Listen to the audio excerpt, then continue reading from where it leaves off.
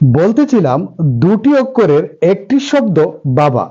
এই বাবা নামটি উচ্চারিত হলেই যে কোনো সন্তানের হৃদয়ে জেগে উঠে শ্রদ্ধা, ভালোবাসা, কৃতজ্ঞতা। একজন সন্তানের জীবনে বাবার অবদান ব্যাখ্যা করাটা বড়ই কঠিন। বাবারা অনেকটা মোমবাতির মতো, যে নিজে জ্বলে এবং পরিবারকে আলোকিত করে।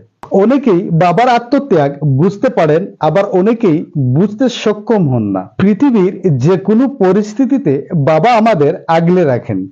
সন্তানের জন্য জীবনের ঝুঁকি নিতে পিছপা হন না বাবা।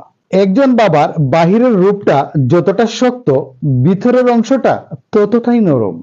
তাই আসুন সময় থাকতে আমরা বাবার কদর করি, আর আমাদের মতো যারা বাবা হারিয়ে ফেলেছেন আমরা দোয়া করি পৃথিবীর সকল বাবাকে আল্লাহ তাআলা যেন জান্নাতের সর্বোচ্চ মুকাম জান্নাতুল ফেরদাউস দান করেন। আমিন।